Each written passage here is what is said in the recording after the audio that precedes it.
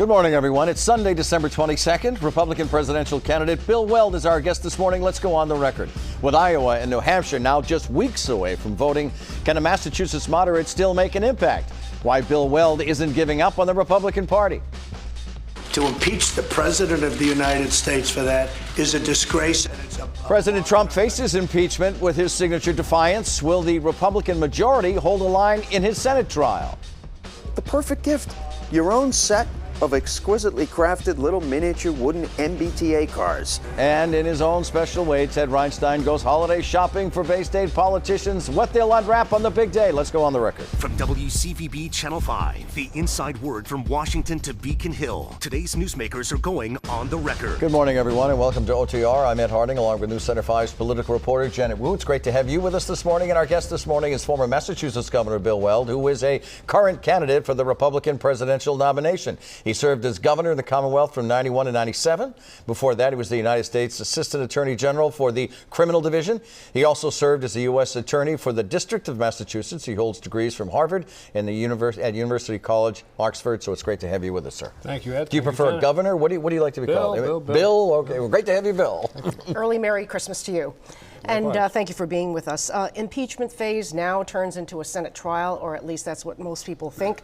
The outcome seems certain if it goes to a vote, but why do you believe that Republicans are so loyal to the president? I don't know that they actually feel that loyalty, and I don't think the Senate Republicans appreciate being ordered to walk the plank by Mr. Trump. I think it's the common Washington problem of obsession with getting reelected. Myself, I don't understand that since I was national chairman of term limits when I was in office. But it's a real live breathing animal in Washington, D.C., and it causes all kinds of problems. Do you see the potential or any chance at all that the Senate could convict him? Well, I do. I think if Leader McConnell, took kind of a straw poll and he saw that there was more than a handful who, unasked, were willing to say, well, we'd just as soon have this guy go and we all get reelected, that his first allegiance, I do think, is to the Senate. It's not to the president, keeping him in office. Should there be a full trial with witnesses? What do you think? Well, I think there should be. There always has been. I've read all the American impeachments from when I worked on the Nixon impeachment and wrote the book, the law book. And it's never happened that the managers from the House show up and say, here we are, here's our witnesses and here's our documents, and that the Senate says, or the Chief Justice says, oh, no, thank you, Mr. Prosecutor. We don't want to hear any evidence from you. Matter of fact, I've tried a lot of cases in court, too, and that's also never happened in court. So, but do you think it might be in the party's best interest to move quickly? How often do you hear Mitch McConnell say, we're going to take it, we're going to move it through swiftly, and we're going to move on? Yeah, I think that's a day-to-day calculus that changes on whether it's in their interest or not to have it get close to the primaries. I mean, Iowa is February 3, New Hampshire is February 11. That's coming right up after the holidays, and it's anybody's guess what the calculus is for the Dems and the Rs, but I can tell you one thing, it won't be the same conclusion for both parties. Conventional wisdom suggests that there's no way the president will be removed from office. What do you think? I don't know. I think he's kind of way out there. Some of his recent rants seem not to be tethered to reality, and I think his performance has been more erratic the last few months. I noticed beginning in August in New Hampshire that more people were coming up to me in the street and saying, Governor, good to see you, saw you on TV, yada, yada, as opposed to me going and buttonholing them. And now I was the only candidate in the Concord Parade, the Manchester Parade up there, crossing the streets, pretending I still had Paul Cellucci with me, my wingman. We used to cross the streets like that to shake hands. So I would go and make the X, and people would come across the street to clap me on the back and say, can we get that guy out of there? But significantly, they never mention the name Trump. They don't want to hear the word Trump. But they do have this emotional feeling, can we get that guy out of there? And I think when the enormity of the factual allegations in the impeachment case that the House did bring, when that sinks in, people may have a different second reaction to it. In order for you to beat him, however, you have to be on the ballot, even here in Massachusetts, where you won election twice as governor.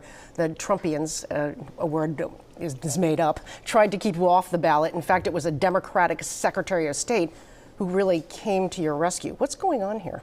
Well, Trump has sent the order to every Republican state party, try to keep Weld off the ballot. And he even proposed doing away with the first in the nation primary in New Hampshire. That didn't go down too well in New Hampshire, but the Trump people loyally said, oh, we should abolish our own primary. So that's how fanatical the Trump people are about not having any competition. And I think I know the reason why. The president, and I say this with respect, he is our president, but he has no substantive knowledge base about any issue. He doesn't understand climate change, so he calls it a hoax. He doesn't understand the subtleties of immigration policy and why we actually need more immigrant visas, not fewer, because of our economy, the construction industry, the agriculture industry. He doesn't understand that, so he has a one-word policy wall.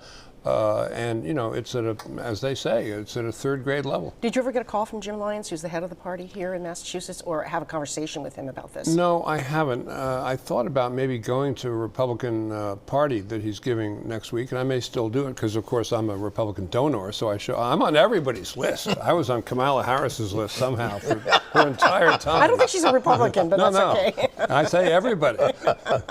I listen to you articulate each point and how you suggest the president does or does not know what is going on. So it strikes in me a debate would be interesting between the two of you. And if you are, is it fair to say you're struggling to get traction in most states? Is that a fair thing to say? No, I don't think so. Okay. However you would categorize it, a debate would certainly... Well, I got a ways to go, good ways to go in every state, including New Hampshire, but I think I can get there. So a debate would certainly give you a much-needed platform. Is there any chance you'll go face-to-face, one-on-one with the president? That the president would do that? With you? Well, I don't think he would. No, his handlers are too smart. They'd know how he would come off. Listen, if you don't have a database and you're going up against someone who has a pretty good grounding in the issues, and I do, including international at this point in my life, having traveled widely for the last 15 years on business and law cases, no, I don't think they'd let him do it. But, no chance whatsoever. Well, I wish they would, but, you know. Interesting. It's amazing. It's just an interesting. I'm just thinking of the theater that it would provide. Or the OTR Pop Quiz will provide its own theater. If you're ready for that. There you ready go. for that? Now, we have it from an insider, a well-placed insider. Who will be on the show later. Who will be on the show later, who shall go without name. So then you can figure out who it is. You once joked that your ancestors didn't come over in the Mayflower, they sent the servants on it to get the cottage ready. That's good. You can laugh at that. That's good. That was standard line, standard line. That was the first Bill Bulger breakfast after I was elected. There's also another ship that was supposed to sail along with the Mayflower, but was found to be leaky. What was the name of that ship? The Cornflower, the Speedwell, or the Holland? I'll say the Cornflower. I have no idea. The Speedwell. The ship had to be sold at auction, but eventually returned to the high seas. So here's a tough one, and by the way, there's no multiple choice for this one. 4 towns in Massachusetts were flooded to create the Quabbin Reservoir in the 30s. Your question, can you name any of the 4 towns? 4 towns were flooded to create the Quabbin Reservoir. Dana, Yep. Enfield, Yep. part of New Salem, half of New Salem was flooded. Well, you've got 2, so you've already qualified, so you get the answer. Dana, Enfield, Greenwich, and Prescott. Dana was in Worcester County. The others were in Hampshire County. We'll be right back with presidential candidate, former Governor Bill Weld. Stay with us.